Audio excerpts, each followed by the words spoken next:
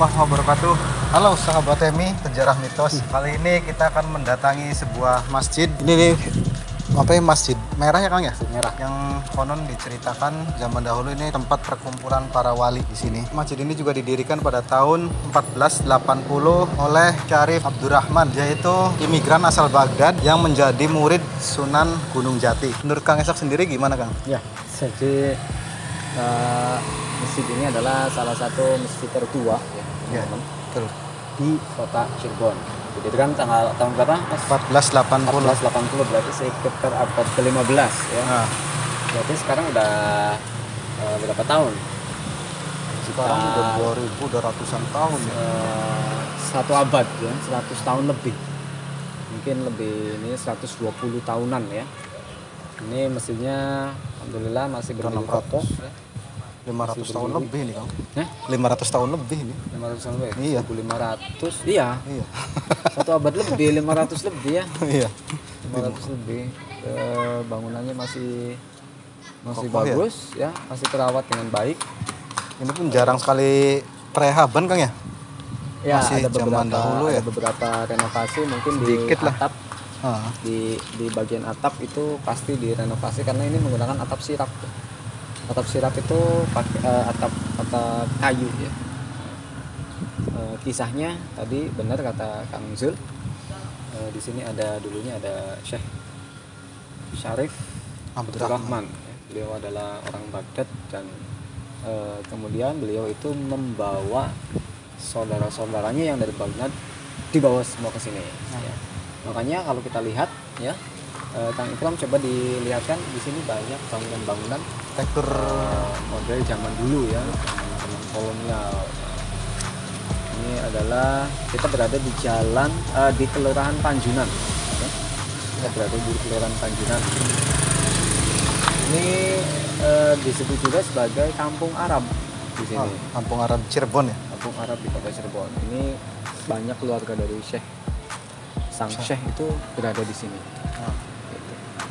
Nah, seperti apa dalamnya? Yuk kita Bisa lihat Kang Ikram.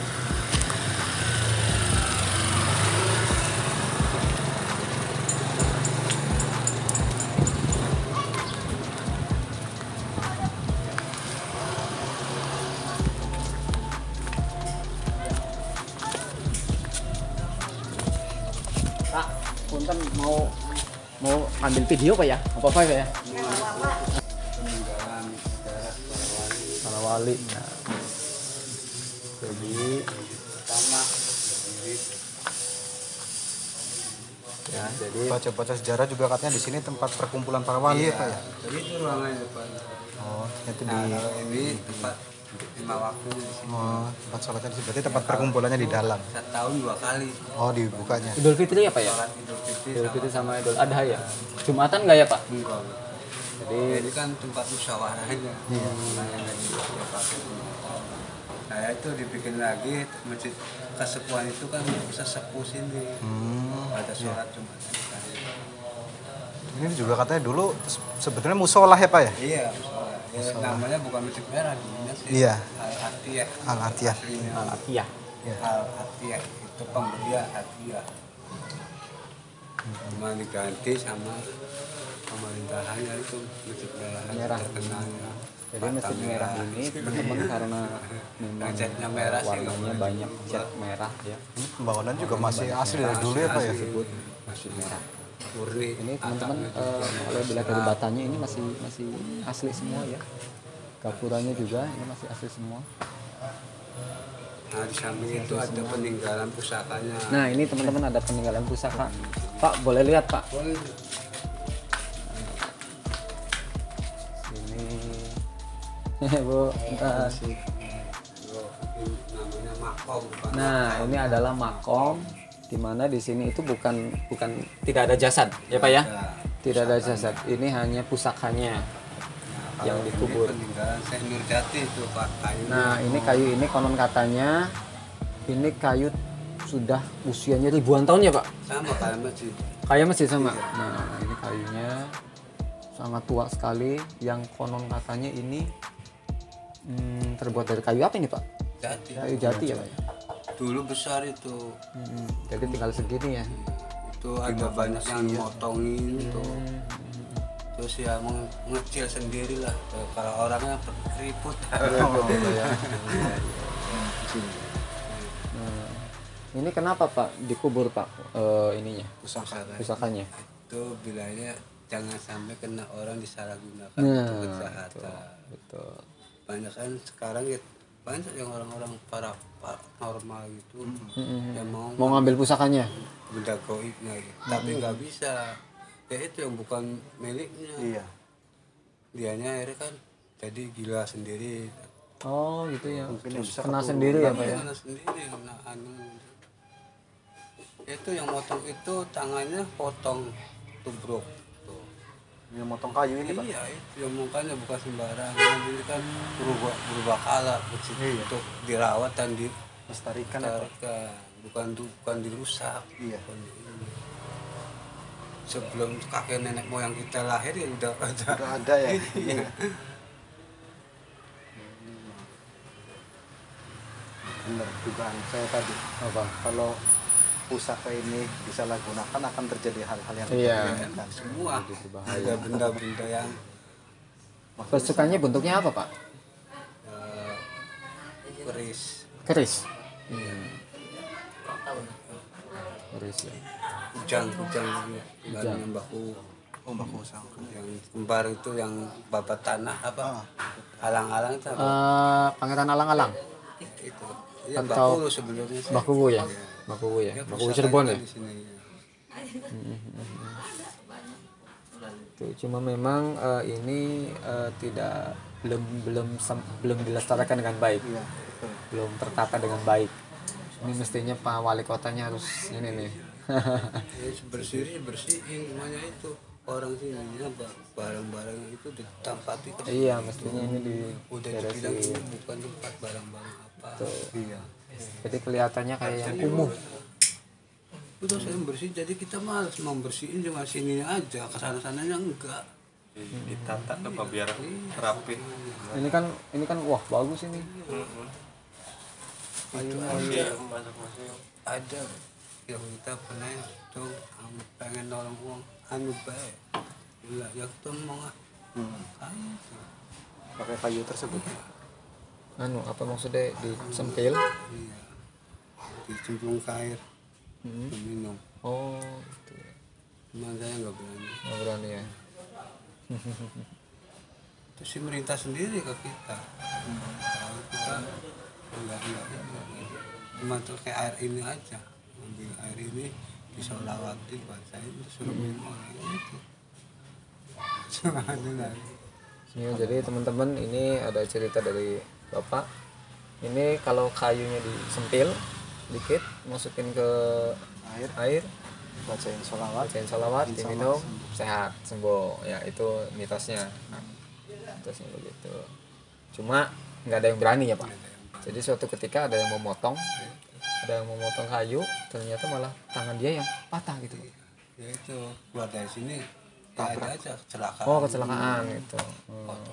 Jadi mungkin tidak boleh sembarangan memotong kayu tersebut. Ya nggak boleh, Benda udah nggak keramat boleh. Ini Iya. juga.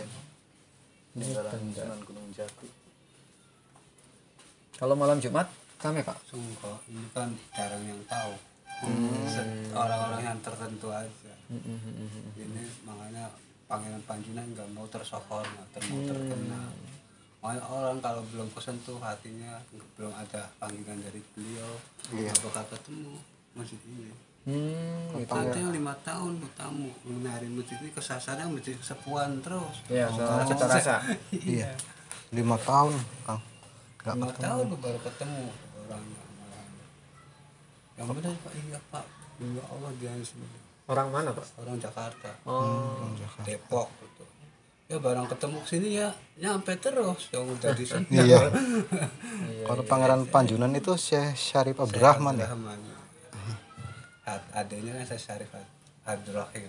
Pangeran Jaksa. makamnya di mana Pak? Di Sumber. Sumber. Iya, bangun tuh. Oh, Itu kakak adik kan dia cari itu makamnya situ. Oh, yang di banyak atas. kelaterannya maunya. Oh, yang di atas itu yang makamnya besar. Dia sudah sana situ aja sih. Semedi di situ. ambil apa kesini. Ini kayunya masih asli nggak Pak ini Pak? Asli. Ini sirap namanya. Sirap. Ya sirap aja itu kalau ada yang jatuhan aja ya kecil tebar kecil diambil sakit. Oh. Iya. Wah, ini mitosnya luar biasa, mantap. Ada orang Pak saya tuh kok bawa ini panas terus badannya, nah, makanya ibu ini bukan sembarang kayu. Iya. Ini aja kalau kudu di ini dirawat bener-bener Bu, kalau buat apa itu bisa. Ini tahun Coba. ratusan tahun. Kang Zul mau dicoba, mau ngambil ini satu, bawa pulang. Kita harus melestarikan. Ya, jadi pelajarannya begitu teman-teman, ya, kita harus melestarikan, jangan ada yang coba-coba. Inilah pemerintah Cirebon. Nah, ini pemerintah Pak Wali Kotanya nih harus Suka kesini Pak. suka kesini. Iya. Mantap, mantap. Itu walinya. Tapi dulu sih waktu 5 tahun, 10 tahun yang lalu saya kesini masih anu Pak ya. Ada terawat, ada ini. Ini ruangannya. Itu ruangannya Ruangan Bang. DKM untuk Oh, DKM. penyimpanan barang kayak aqua, karpet. Nah, jadi uniknya teman-teman kalau di masjid manapun ya, ini pintunya cuma pendek. Biasanya kan tinggi-tinggi ya. Biasanya tinggi-tinggi, bukan berarti apa-apa, dia untuk menunduk. Ya. Jadi ketika masuk kita harus menunduk. Tuh, adat istiadat. Ya. Filosofinya kan kita jangan menyembunyikan dulu. Nah, Filosofinya. termasuk di Lagi dari Cipta Rasa ya, termasuk di Masjid Cipta Rasa, ketika kita masuk harus nunduk dulu.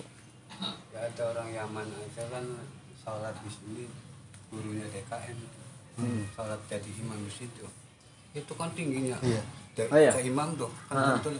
Itu nggak centul dia, masya Allah ya, bilangnya masjidnya emang benar-benar Allah yang bikin. Saya sampai nggak kejedur deh. Padahal orangnya tinggi. Iya kalau tinggi dengan nggak kayak ini kayak nggak Masya Kita Allah, lihat ke dalam. Kita lihat keramik, yuk. Coba mau lihat keramik ya. pengimaman yang pendek. Iya.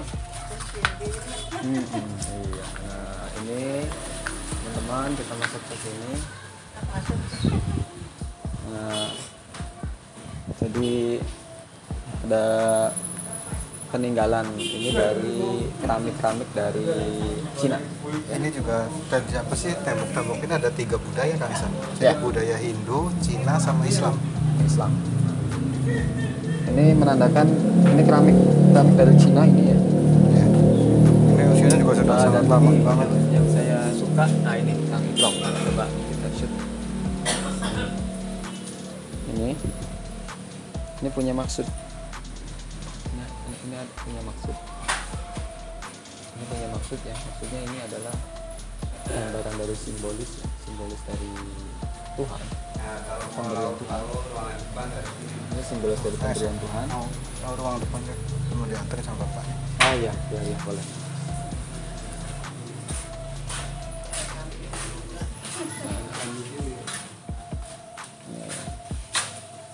Ruangannya si lebar ini.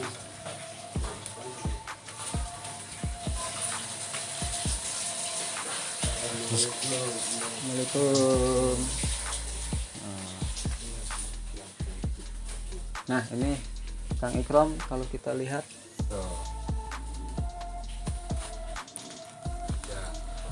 ruangannya seperti itu. Itu kalau sholat 4 saf. Ini kalau sholat Pak. WhatsApp ya ini ya. Itu 4 saf aja segitu lah. Orang pada sebelum masuk. Rebutan apa? Tapi itu kayak tuh muat Muat semua. Ya kalau dipikir-pikir mah sempit Pak ya. Iya. Tapi Iya, anehnya makanya tuh itu orang tiba-tiba pada tuh, masuk. oh udah banyak penuh itu kok masih aja orang pada masuk. Subhanallah itu. Kekuasaan Allah itu. Ini makna keberkahan. Iya. Sedikit tapi bisa masuk banyak. Nah itu jumlahnya piring itu tuh ada artinya ada maknanya buat piring buat makan kan bersama. Iya. Nah di sini kan perkumpulannya di sini. Nah untuk menyebar syariat Islam kan orang-orang bukan orang Islam aja kita harus kita rangkul sama-sama untuk bisa masuk ke agama kita. Jadi jangan saling memusuhi, jangan saling ini apa namanya itu bentrok itu antara tidak ada perbedaan agama Pak ya, tetap terangkul semua. Para wali benar-benar tuh biar bukan Muslim, agama Hindu, Buddha kita rangkul. Iya. Satu. Barang sekarang diadu domba. Tuh, Muslim sekarang banyak yang maju domba. Betul. Atau Islam ini, Islam itu. Itu makanya kalau malam aja banyak itu lagi doain negara Indonesia kalau itu udah bilangnya ada nanti khalifah yang datang ke Indonesia untuk membenahi. Itu orang-orang yang tahu, nggak tahu dari mana. Pokoknya ada yang Wallahu a'lam lah itu ya Pak ya. untuk mengibarkan bendera merah putih di gunung apa tuh itu nantinya. Ada kan di itu Al-Quran itu ada baginda Rasulullah SAW. Indonesia akan ada orang Indonesia untuk mengibarkan bendera Islam. Kita ke depan lagi yuk. Tadi kita udah lihat teman-teman bagian dalamnya. Nah, ada sumur keramatnya. Nah, ini sumurnya di sebelah sini, cuma memang ini apa namanya sudah dimodifikasi. Ini sumurnya sudah dimodifikasi. Oke, kita ke sini. Sejuk sekali di sini Kang Isak ya. Sejuk ya? Adem ya? Alhamdulillah iya. Jadi merasa pengen berlama-lama di sini. Berarti ini simbol piring-piring juga ada maknanya Kang Jom. Nah ini Kang Ikram yang tadi saya ceritakan ya. Nah ini jadi setiap pilar dimanapun pilar baik itu Cipta Rasa maupun Masjid Merah ini selalu ada pilar seperti ini. Nah ini simbolik ya. Ini artinya Tuhan itu memberikan ya, turun. Dia memberikan rahmat. Ya. Nah ini posisi kita. Ini posisi kita. Ini harus menjemput rahmatnya. Jadi Tuhan menurunkan rahmat, kita harus menjemputnya. Ini filosofis sekali. Dan kemudian ada lagi satu lagi.